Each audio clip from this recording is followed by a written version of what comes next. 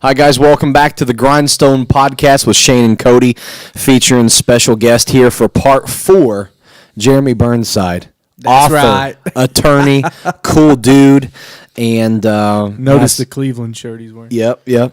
So we just ended part 3, and to remind everybody, I guess, what we've got so far is we have you're a wrestler growing up, this kind of weird Appalachian...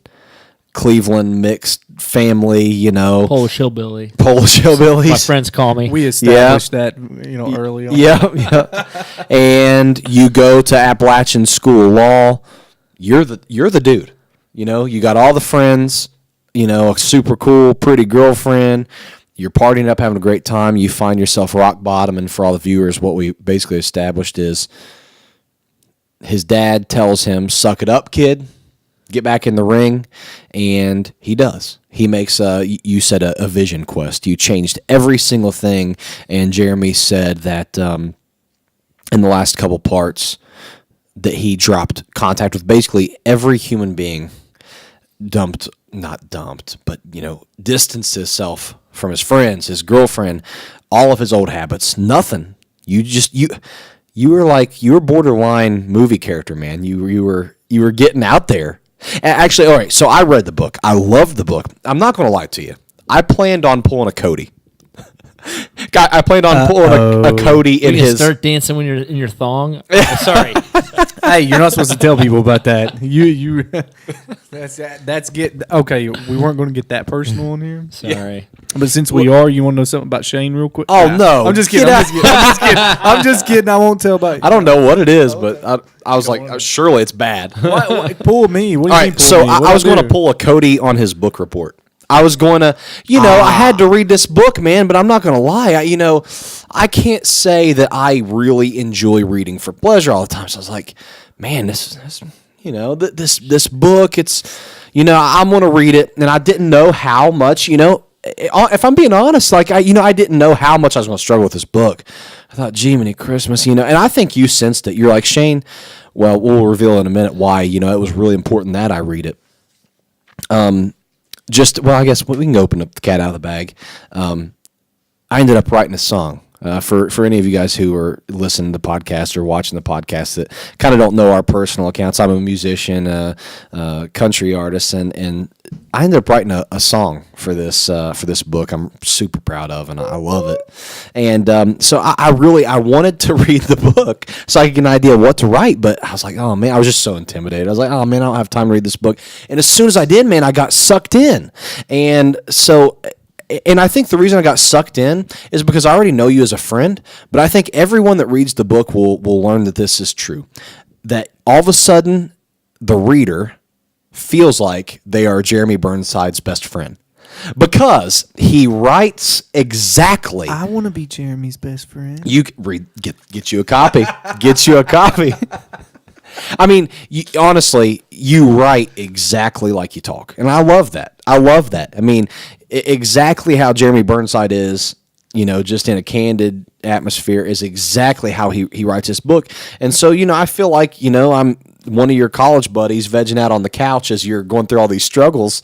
Unfortunately, I can't help you, but you said in the book that you grew your hair out. You grew this big beard. Yeah. People, we said in the previous parts, he distanced himself from everything, everybody, basically anything good. Anything good went to the wayside of studying every minute. And he says in the book that he grew his hair out. He grew his beard out. He basically was pulling this I'm not looking. He had the blinders on. And people started to look at you weird. You said that people started to be like, oh my gosh, Jeremy's went off the deep end. He's lost it. And, man, you kept at it. How many people would do that? How many people would do that? That's the biggest thing that I think about the grindstone, and when you're grinding it out, what the change is going to be is that you got to be willing to do whatever it takes. Oh, my gosh. And that, like you said, you changed your whole life. We've already established that. But not only that, now people are looking at you like, dude, this dude's lost his mind. He's I don't know what's going on with him. I mean, to me, that's what it took for you. Well, you have to lose your mind a little bit. You're right. If you are going through a personal struggle that you just simply feel like you cannot overcome.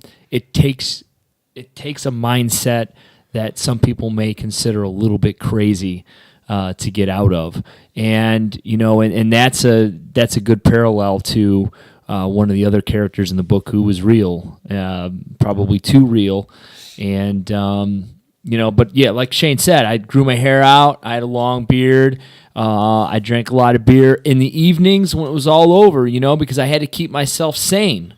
So I drank beer and I listened to a lot of heavy metal late at night. But during the day, from 6 a.m. until 11 o'clock at night, it was all law. And then for 1 hour, I gave myself beer and heavy metal. And many of those nights I cried. Many of those nights I sat in the bathtub, lit some candles, and just thought about just how awesome it would be if I actually accomplished this. But before I got to the bathtub, there's this guy, Peter Ojijazua, and you read about him. Yeah. He was my classmate, and a lot of people don't know this, but we called him Peter O. Peter O was from Nigeria. He was, probably about 15, 20 years older than me. I didn't know that. Yeah. I didn't know there was that big of an age difference. Oh, yeah, He was a lot older. He had a wife and a couple kids. Well, at least he looked and acted that way. I don't know, but we acted like he was 5. But anyway, he actually, and I did not know this until I started writing my book and doing a little bit more research on him. He actually went to the Ohio State University for a minute, and then he went to a college in Toledo. And he also went to Portland. Which college in Toledo? It was an all-black college. I forgot the name of it. But anyway, he does all this. He graduates at college in Toledo. I think he teaches math or something like that. And then one of the only schools he could get into is the Appalachian School of Law. And mind you, going back to what we talked about before, Appalachian School of Law is new. Grundy area, not a whole heck of a lot of African Americans in that area. As a matter of fact, I met a 15... There wouldn't be hardly any at all in that area. I met a 15-year-old at the YMCA one time who told me the very first black person he ever saw was a law student who came, and I was shocked. I was like, man, I'm from Cleveland, man. That's just who... it's nothing to me, but I bet it's, a shock to the... somebody from Grundy. So anyway, the Appalachian School of Law needs minorities to build its stature because at the time I went to law school, we weren't even accredited, man. We were not even accredited. Ooh, we were provisionally accredited, okay? So the Appalachian School of Law is doing everything it can. Really tough grading curve. Reaching out and really going overboard for minorities to get them to stay. And I don't know exactly what the Appalachian School of Law did for Peter O, but everybody suspected that one of the reasons why Peter O failed out his first year completely, they allowed him to restart with my class, okay?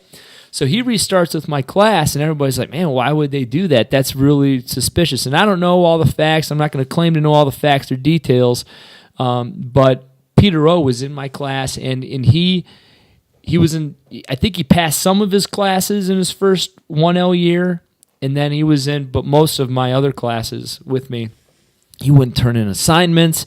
He always acted like the world was against him. And I think that the steep mountains and being in Appalachia, I think played a really hard... I mean, dude, you're from Nigeria, man, and you're in Grundy, Virginia. Where the sun doesn't shine, hardly. Literally. Every time you're on the road, if you're behind somebody, 6 times out of 10 is probably a coal truck. You know what I mean? So, he's in this area and, not a whole heck of a lot of African Americans around him. So this dude had it tough. And you told me the first time you ever described it, you said it can be a depressing area because there's no sunshine. Yeah. It's... No gardens. You want to talk about vitamin D deficiency? Yeah, that's what I was just Definitely. thinking. That's a big thing. Vitamin D, I mean, that can mess with a lot of different things. I mean, I love Grundy, and I'm not saying I will never one time in my life say anything bad about Grundy. But it is what it is. Yeah, in my book, I'm harsh on it just because of the way I adapted and the way Peter. Well, it is what it is. It is what it is because the way that it is, the things that its good qualities and bad qualities.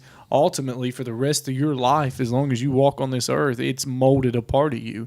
A part of you. I mean, you went there, you did an amazing thing there, so you're going to have a love-hate relationship with it anyways.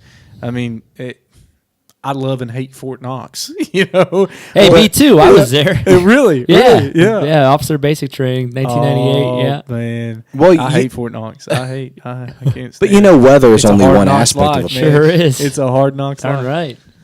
I was just going to say, but weather's only one part of a place. The people are awesome. Oh yeah, the people were culture's great. fantastic, You know, yeah. I didn't mean to, but yeah, I just want. I It didn't can mean be to interrupt you, depressing, though. There's no but you were doubt saying about it's.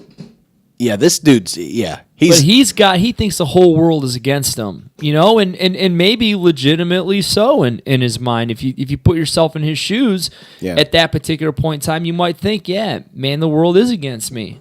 Because then I took over that mindset when I, cut off all ties in human communication, I thought the world was against me. So me and my classmate, Peter Ojijizua, perhaps up to that time, the only people who came from any relation in Ohio at the Appalachian School of Law. So we had these two parallels going for us. And then I found out when I found out my grades on that 15th anniversary of the drive, I think Peter O, I believe that's when he found out that he had failed out. Now, I think there's some controversy as to whether or not he actually failed out or not. Okay. I'm pretty sure he did. He didn't turn in a couple legal process assignments that you're supposed to turn in or you automatically fail that class. But anyway. So the question is, did he actually, not was he on probation, did he plain fail? Right. Okay. Exactly. So we all believe that he failed, and I still believe that he did. Well, anyway, so I've changed my life. It's January 15th. And the evening of January 15th, I tell myself, Lord, please give me a sign that I'm going to be able to do this. I go to sleep. I wake up January 16th. Put my pants on. I'm like, this is going to be the day. I'm going to get my sign. I'm going to realize why I'm here. I'm going to realize that I can do this truly, and I'm truly going to believe that. So I'm sitting in the hallway. I'm talking to one of my mentors or something, and he's like, yeah, man, you'll read about it in the book. But in the morning, I thought, all right, that was my sign. I'm really going to be able to do this. And then in the afternoon, shortly before lunch, you got to mind you, September 11th was just a few months prior to this. Right. So, and I think we had a classmate who lost a cousin or something in the September 11th tragedy. But right around the same time as September 11th, I was going to Property 2. September 11th, I was going to Property 1. I'm on my way to I'm getting ready to leave for Property 2 class, and all of a sudden, one of my classmates, I think he was 1 year ahead of me, comes rushing in the library. I was in the library, and he's screaming, get down, get down, get down. He's coming this way. He's going to kill us, blah, blah, blah. Lock the door. So they locked the door, or at least I think they locked the door, and I'm standing there, and, we all have that moment. And Cody, you probably had something like this. When you're a little kid and you think like, all right, this is the moment. If something like this were to happen, I would be the hero, and I would tackle this person, or I'd shoot him or beat him up, and that's exactly what I would be the hero. You've had that moment? Exactly. I've had that moment. Growing up, it's just how it was. My dad was a cop, and the rest of my family was in the military. That's what I was going to do. If somebody come through that door, yes, I'm going to be the hero. But it probably didn't happen like that, did it? No, man. I stood there, and I drew a blank. I was like, man, I don't know if I'm scared. I don't know what's going on, but something's going on in the next building over, and maybe I can go over there and make a difference, maybe not. But for right now, I'm scared to death, and I'm not moving from this spot because my brain is going in 18 million different directions. And I just stood there. And then soon after that, one of my classmates comes rushing through the door. She was shot, and, she's screaming for a tourniquet. And I had a belt. It was like a rowing strap thing, and it would have been perfect for a tourniquet. And I started taking it out of my belt loops, and I was holding it in my hands. And I just stood there and froze again, just like nothing, And so anyway, panic, basically. He ended up shooting my academic advisor, Thomas Blackwell, our dean of students, who was L. Anthony Sutton. He was an attorney for Bill Clinton. He was a Harvard graduate, and a lot of people considered him the George Washington of the Appalachian School of Law for how much he had done, not only to the school, but for the region with this school. And he shot a couple of my classmates, and one of my classmates didn't make it. Her name was Angela Dales. It was wild, and it's kind of ironic because the dean was responsible for the vision of the school. The professor, Tom Blackwell, he was very involved in the Grundy and Appalachian community by fixing dilapidated houses. So he funneled that dream into the community. And then the student who was shot and killed, Angela Dales, she was actually what the dream was supposed to be about. And that is giving a student a chance. A chance to serve her region. And she was an admissions counselor at the school who entered into my class. And she was local, right? She was awesome. Local girl. She was local, and all three of those died. And there was a couple other people who were shot as well. Wow. And, man, it's like that moment, where you think that you're going to make a difference and do something, and I just stood there. And then, I don't... That's a rough thing to tackle. It is. That's a rough thing to tackle because with no matter what you do ever in your life, that tragedy and trauma will live with you, no matter what you do. And I'll tell you what, there. That's made that made you who you are right now. And I'll tell you what really got to me, and this is what kind of. If you want to say that my classmates probably thought I was crazy, it would be from a couple different events that happened after the shooting, all right? I felt so guilty after the shootings. I truly and honestly believe that they were my fault. I felt that me requesting a sign from the good Lord above the night before had something to do with it, but an event that happened in December before I left back to go home to Cleveland after final exams. It was snowing out. I had to get Browns tickets for the Browns-Jacksonville game, which got to be known as Bottlegate, and no comment as to whether or not I threw bottles on the field. But anyway, so Peter O, he's waving me down, and he says, Jeremy, and this is exactly what he says. He says, I need you to drive me to Cleveland so that I can make money driving taxis for my family. And I basically said, forget you, man. Get out of here. I'm getting the hell out of here. It was right after finals. I thought I was failing out. I wanted to go home and get drunk. You know what I'm saying? And this dude here wants to hitch a ride with me, and I'm going to have to talk to him the whole time about law school. I don't think so, bro. Get your ass out of the way. I'm out. And that's basically what I told him.